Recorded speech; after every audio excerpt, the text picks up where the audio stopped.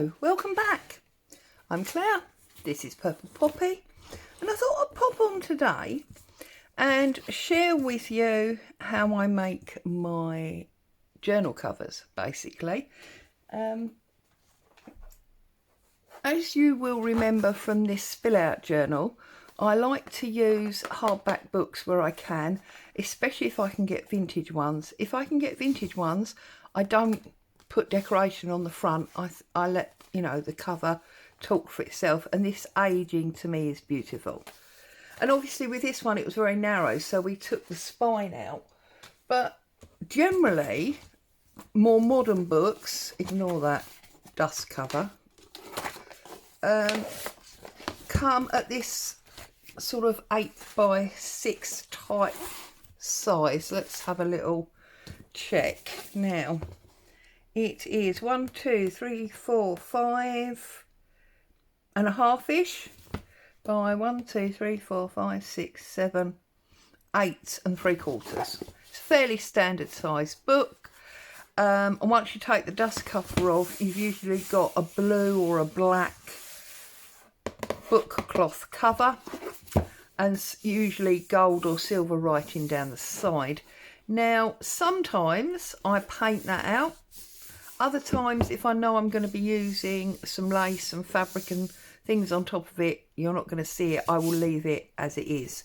But obviously the first thing we need to do is we need to take out the book block. So the way I do it, now I know there's loads of videos on YouTube about this, but I do it slightly differently to most people. So if you open it to the centre like that, take a standard pair of scissors and cut down that seam like that. Most scissors will reach about halfway. Can you see? Look. Okay, that's not quite halfway, but you know what I mean.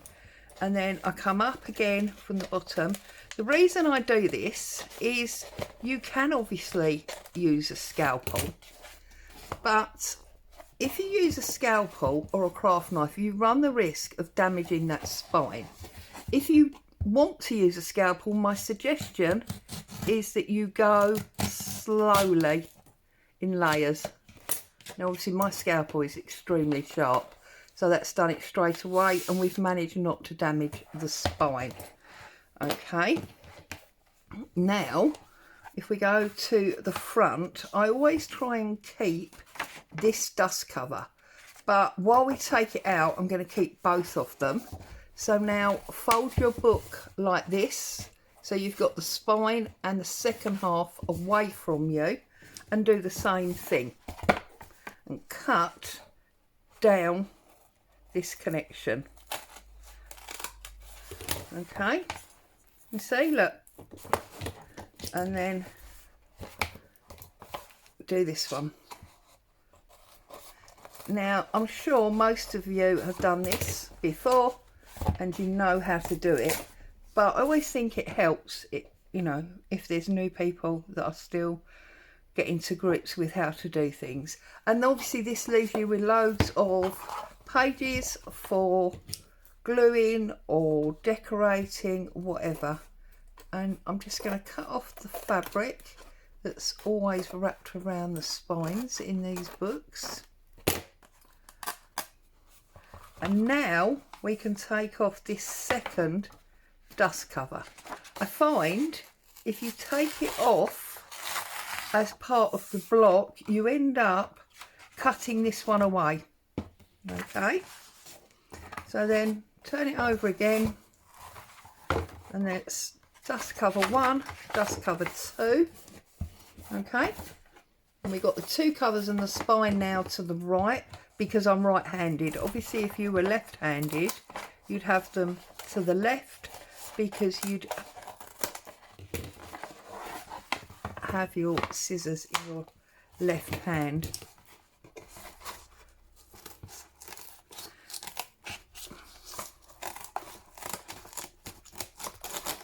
Okay, so that's the block out.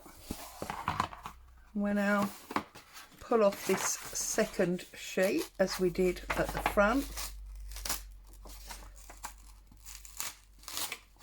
like that.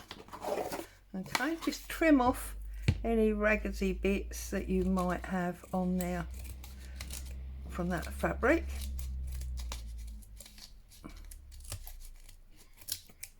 And now this book cover is ready to become a journal cover or a journal. Now, if you want to do a hidden spine and therefore you're going to put a piece of cardboard and fabric and sew to the cardboard, fine. You will find it easier to take the second, I can't pick it up now, the second dust cover off and glue directly to there. But if you're going to stitch through the spine, as I will, then you can leave it. Okay, so what I'm going to do now is I want to decorate this front, but I want to decorate it in layers. I'm going to leave the blue. I'm not going to attempt to paint it or anything like that. So I'm going to remeasure it so I know exactly what size I've got. So it's 1, 2, 3, 4, 5.5. So I want to come in about an inch. So I want 4.5. Now this is just a piece of corrugated card that was in the back of a calendar that I bought. Actually not this year, last year. I bought a load and because they were being chucked out at 25p in the works in the UK. 1, 2, 3, 4.5. And I bought a load and I kept obviously all the cardboards. So I'm lining my ruler up on my board and I'm cutting that 4.5 inch strip that I want. Oh, I don't know how I didn't go through there. Goodness me.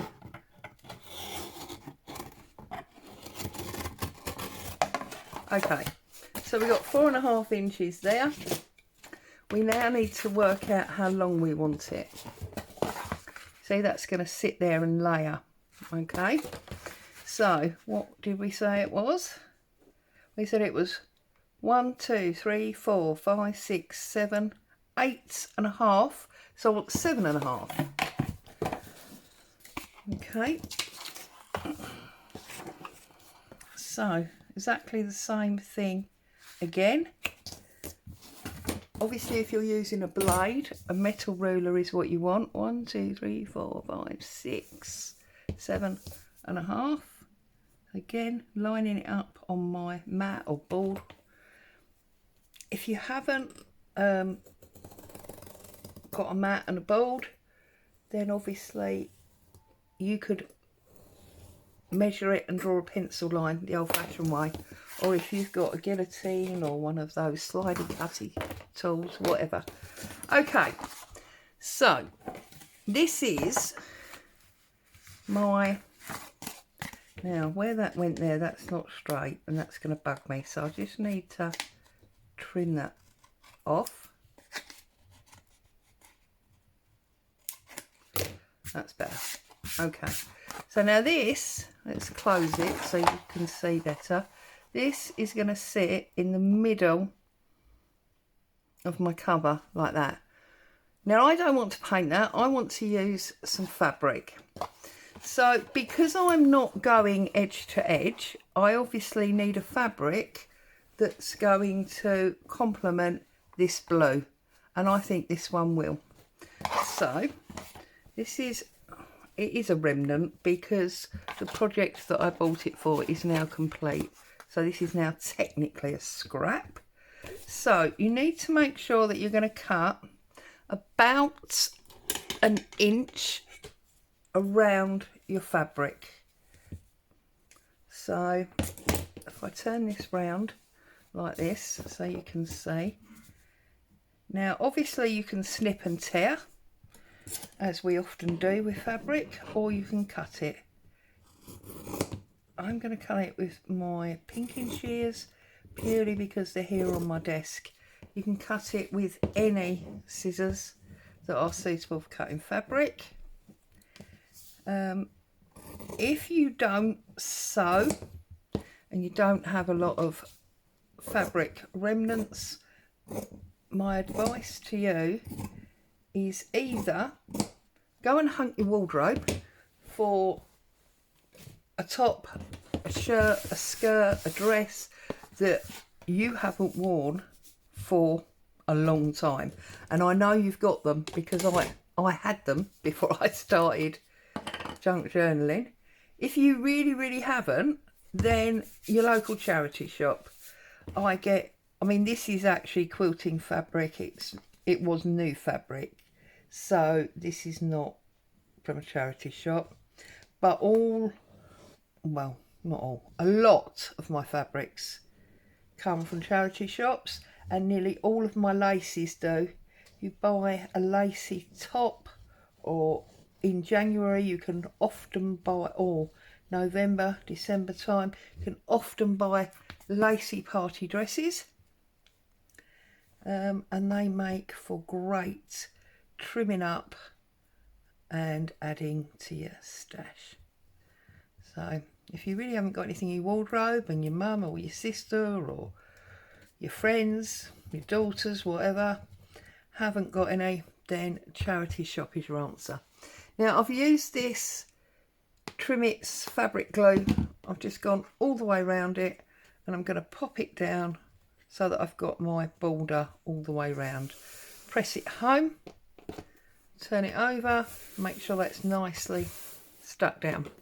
Okay, then I'm going to glue the edge. So I'm just going to glue this along there.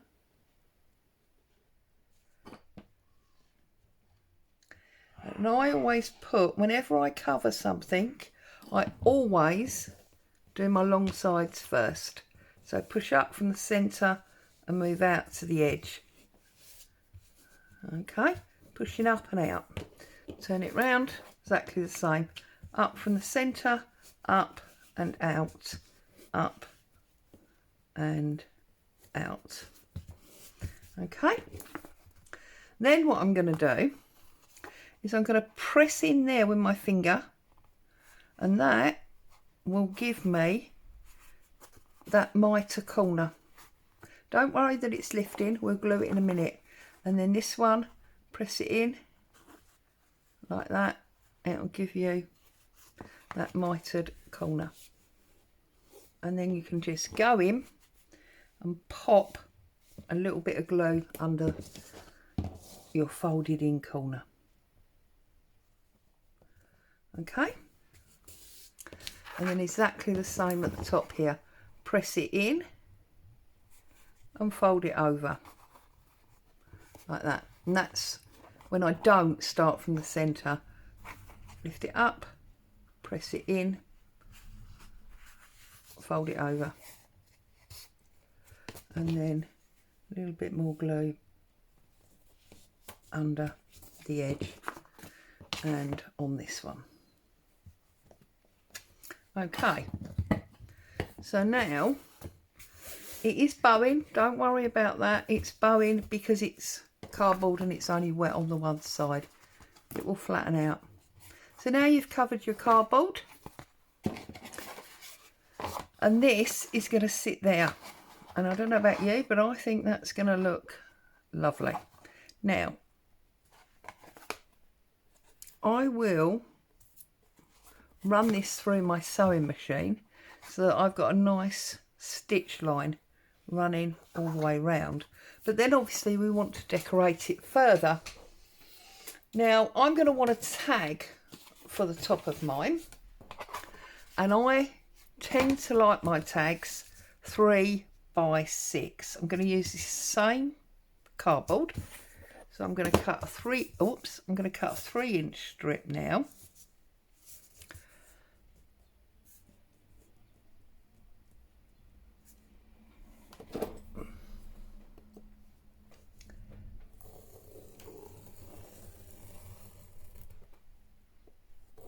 Make sure we get it this time, shall we?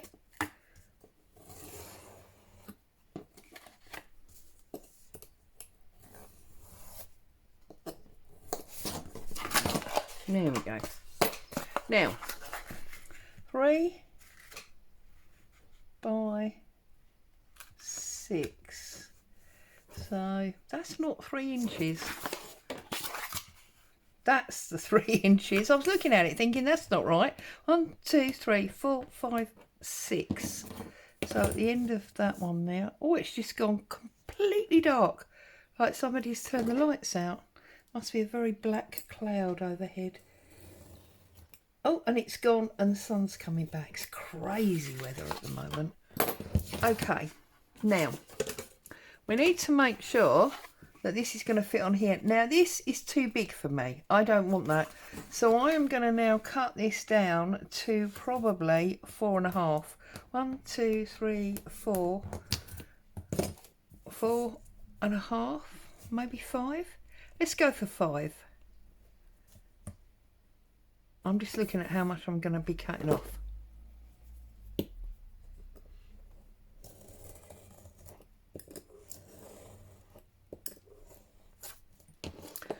Okay, that's super, that's much better. And if you've got a card, then obviously you can use that to trim your corners. Oh, not that one. As you know, if you've seen me do this before, always use a card as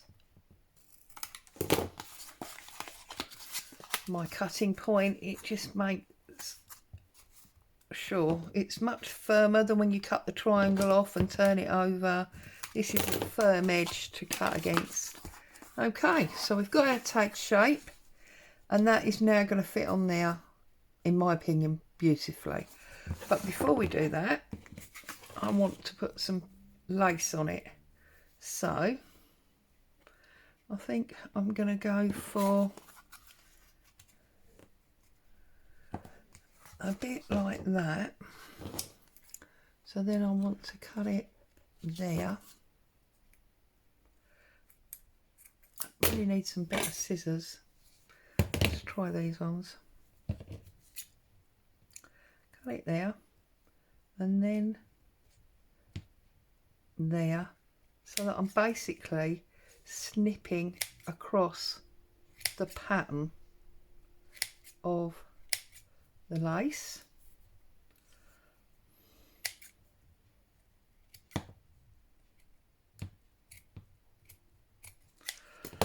Okay, so I've got this weird sort of teardrop type shape, and our tag will be sitting on there like that. So it's another layer, and I can put this on my tag somewhere when I decorate it. So we've got 2 lots of lace, so that's brilliant. So I am gonna stick this down. Now the way I do this is I will pick this up and just go dot dot dot and then stick it back down. And the reason I'm not doing it too thoroughly is because that tag is obviously going to sit on the back, or not on the back, on top. So that's all going to be behind our tag. Don't mind if you've got a little loose bit there. It's quite nice to have a piece that moves. And I'm putting this on now before I stitch it. Okay, I'm going to set that aside to dry off for a minute while I lift the top layer off of my tag.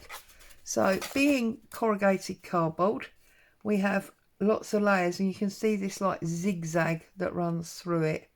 So I'm just going to put my pokey tool through there. You can see how that lifts up. Now depending on how well it's been glued will depend on how much comes off, but I like, if I can, to leave some on. I don't want it all off, so I'm pulling, you know, set areas deliberately. Adds to the age as far as I'm concerned. So a little bit more there. Now of course we're going across the ripples, so it's a little bit harder. whereas the other way we were going straight down them.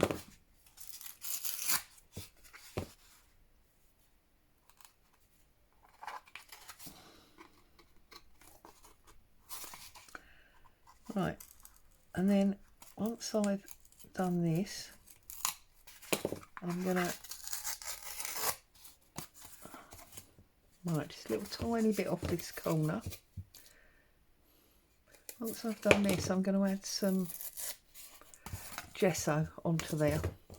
So put all that up there. I'm going to put this scalpel away before I end up chopping off a finger. And you see we've got this block. We can now use this to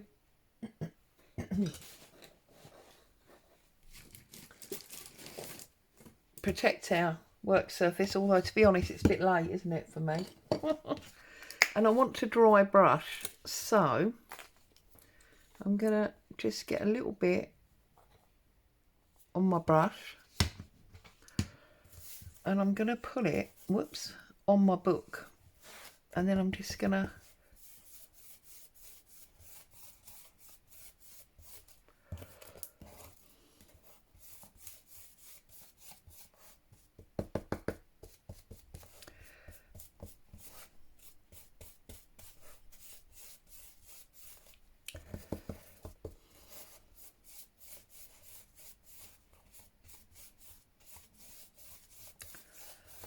dry brush it like this. Okay, let's get rid of that page because we don't want to suddenly stick something in it, like my finger, look.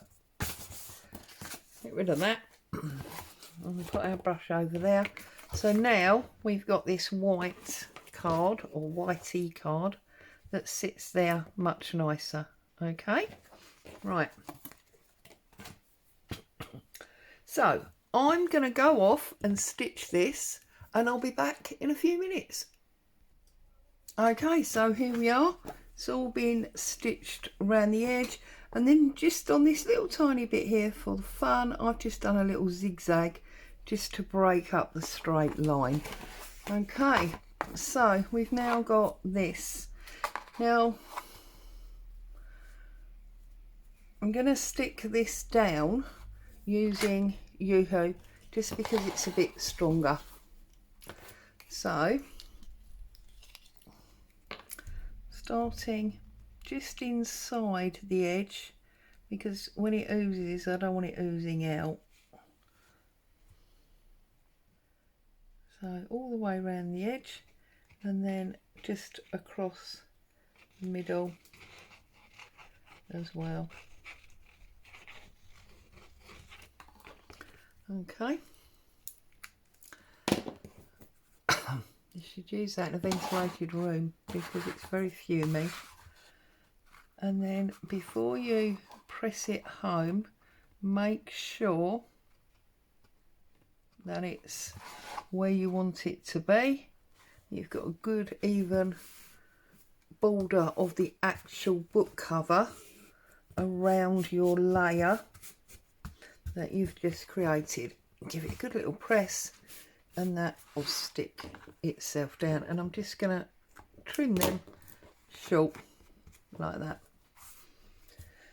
If they bother you, then you could thread them through a needle, put them to the back and then glue them inside.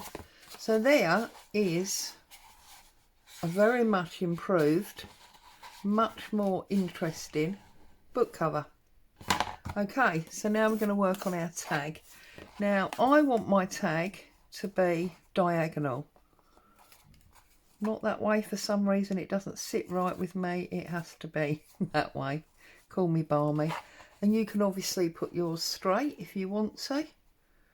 And keep the lines coming vertically.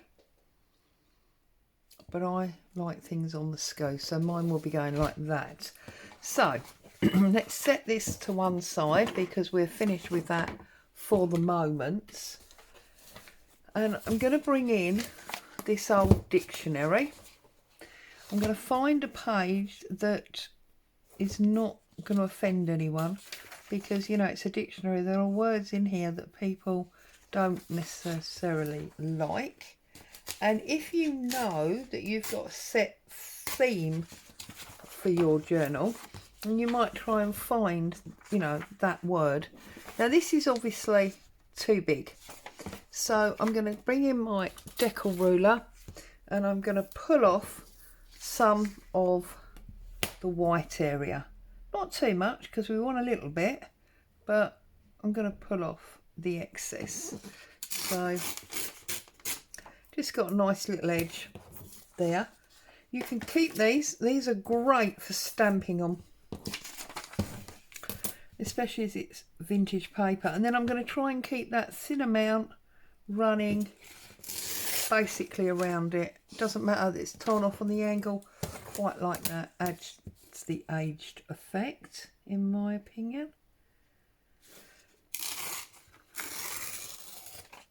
Okay, and then across the top I tend to tear it on that line so that you don't get the heading or the page number, you just get your white area. And then this is going to sit like that, and I'm just going to angle it round to make sure that none of the pieces going off this layer. Okay, and then this is going to sit there. You can do it that way if you want to. Might actually do it that way because the paper's going that way. Or do we do the paper that way?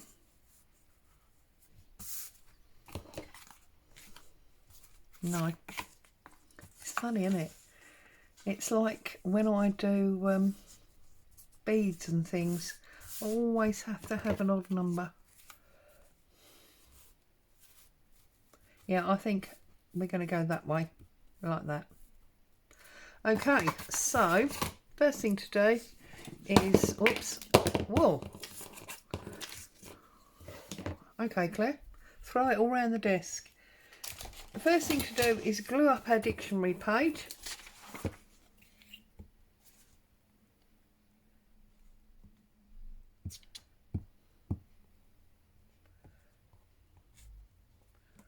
And then we can stick that down.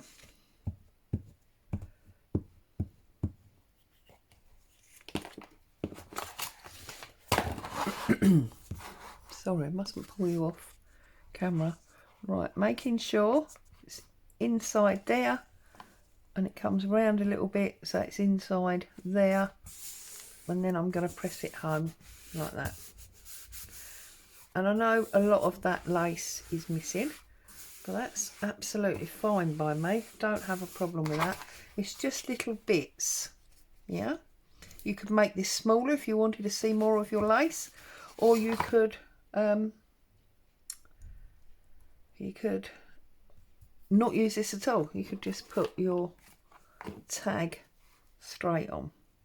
Now my tag is going to go there. I know that I do not want to stitch it because it's corrugated, and that I'm only going to be sticking things to it. Therefore I can quite happily stick this down now if I want to, but before I do, I want to put some ink on it.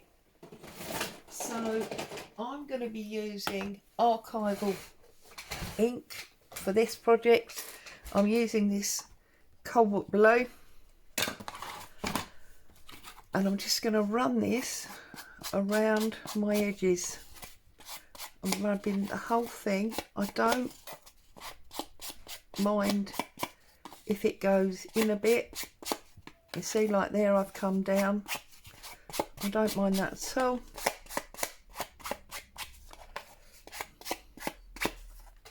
That suits me quite nicely. We've just brought the blue back into it like that. Okay. And the other thing that I want to do before I stick it down is I want to add some more blue to it. Now, if you've got a blue ink pad, like an oxide that will take water, then obviously you can use that. I don't have a blue. Oh, actually, do you know what? I'm lying. I do have a blue that takes water. It is this one. This Harmony will take water. So little trick. I'm using a glass mat. Now you've seen this done many times, but I'm using water, and the reason it's blue is because it's got washing up liquid in it. So by squirting that on there, I get bubbles, and I'm not mixing it up. Okay, you can see my desk's on a slant, and I'm just going to dip this in like that.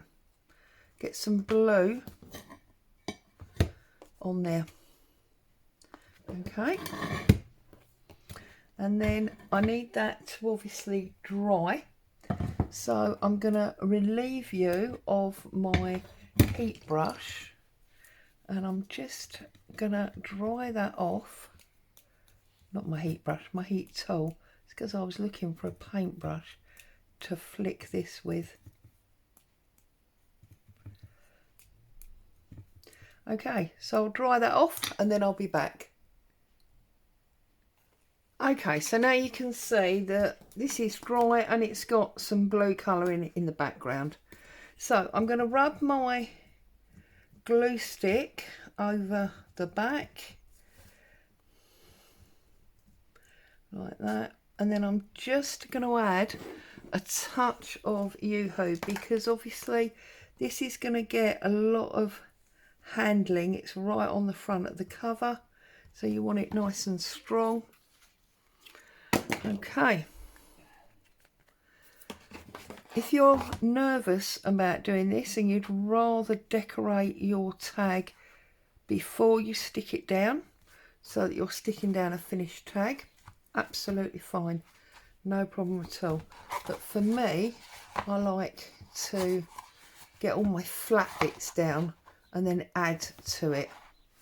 And I'm sure you'll agree that even if that's not your colour or vintage type style, the fact that that has now got 4 or 5 layers on it makes it so much more attractive, and it's a beautiful looking cover.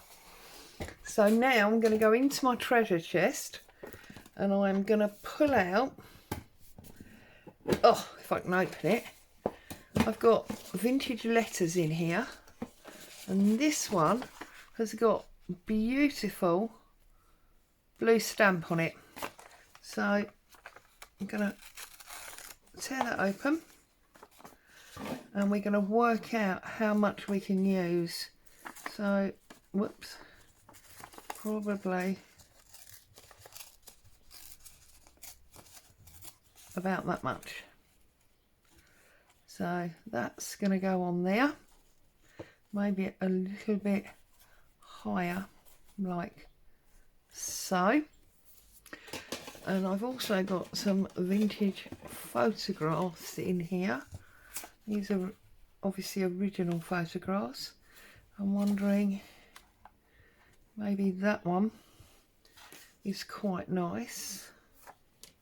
Now actually I'm looking at this and these are the same ladies, I think. I might go for that one, it's darker. So I'm going to trim off the white. Definitely don't want the white. And these items here are 1940s that I'm playing with. We can actually see, well, you can't really see very well on there, but they are 1940s. So I'm thinking that one.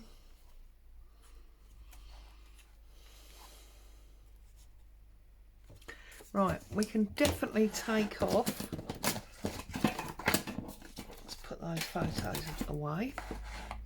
We can definitely take off some of this dark black area. There's nothing really to see in it. I think it's actually a privet hedge. If you're in the UK, you'll know what that is. I don't know that you'll know if you're in another country. It's basically a bush that grows in many English gardens, or gardens in England, whatever you'd like to say. Right, and then I'm going to shorten it up a bit as well.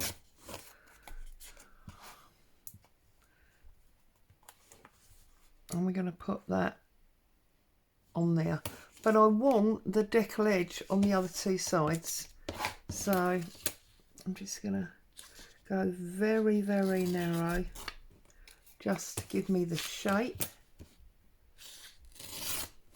like so. And then this, I think, is going to go there like that. And then we'll use a bit of our lace to maybe, but then you can't see any of the address, so the lace will probably have to go that side like that. So I'm going to cut that halfway like so. Okay, so these vintage papers are very, very delicate, so you need to go a little bit careful if you're using them, because they're so brittle. You see, this one obviously had a staple in it at some point that's gone rusty.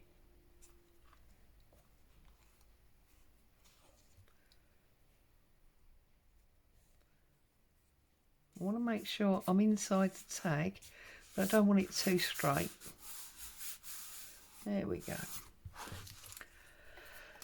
And then actually,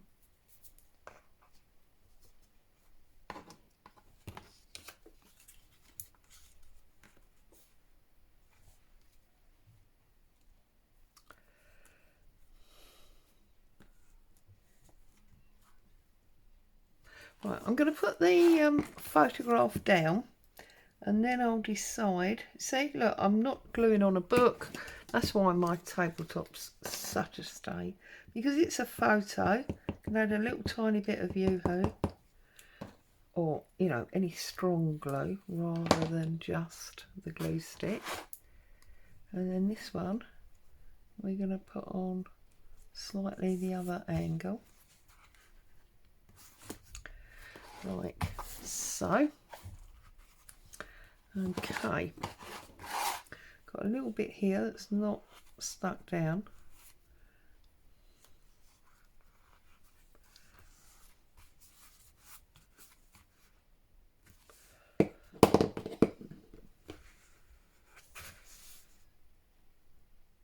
Just give it a minute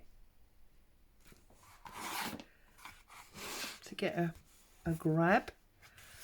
Okay, now what was I doing? I was playing with this lace. First of all, I want to tatty up the end, that's for sure, like so, and this end as well. And then I need to decide what's the front and what's the back, and where I'm gonna put it. Now, am I gonna put it up there? See, if I put it there,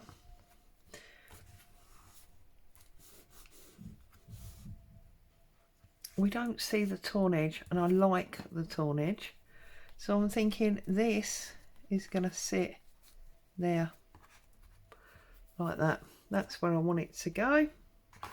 And for some reason this photograph is not playing ball, so we'll give it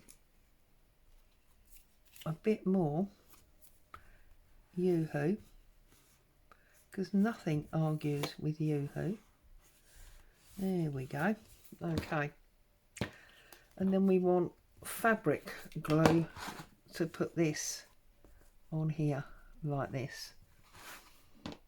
Or do we not like that? It's the reason I'm struggling with that, because it's the wrong type of lace. Let me just have a little look a minute.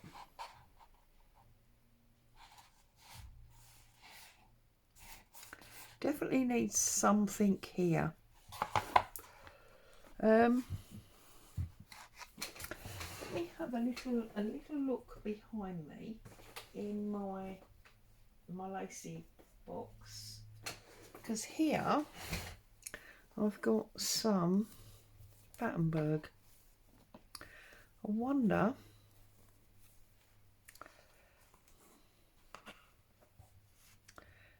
too white in my opinion. So we don't want that. What else have I got lurking around behind me?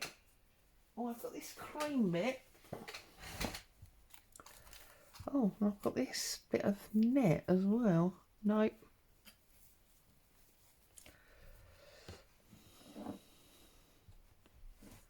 Yeah, I think I like that.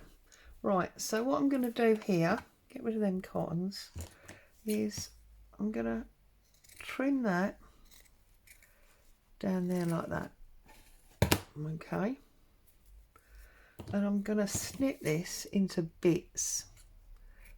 So we're going to have like this bit on there. And that'll just sit there like that. And then I'm going to cut this one into the curve. Oh, there's an unhappy child outside. And then this one, I'm just going to put that up there like that, or down there. Decisions. Oh no, I like it there. So we're going to put that down there like so. Okay, and then we're just going to put that little bit up there like that. Okay, there we go. Now I'm happy. Right, now I'm sure you're sitting there saying to yourself, but Claire, you've just put all that lace on with glue stick. That is never going to gel. Well, it is, and the reason it's going to gel is because, look at that, I am now going to give it all a coat of gel matte medium. I love gel matte medium. I use it a lot, especially when I've got thin delicate papers on a cover, because it dries matte.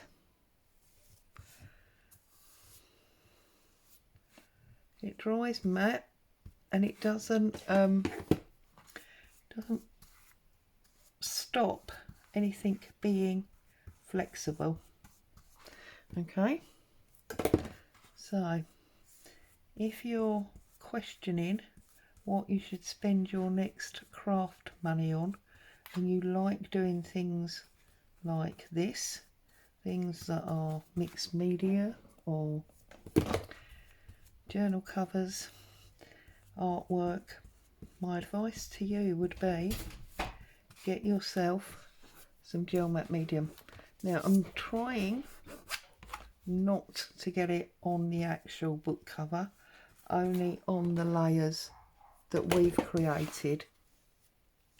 You can even go over the photo. Okay. And then this will glue everything down good and proper, and it will not be coming up. And you've protected all of those vintage papers. And don't worry about wrinkles. Wrinkles will disappear as it dries. So there you are. I hope you found some joy and inspiration. That is how I create my journal covers. Maybe we'll sit down together and fill it up. Stay safe. Thank you so much for joining me. I'll see you very soon. Bye bye for now.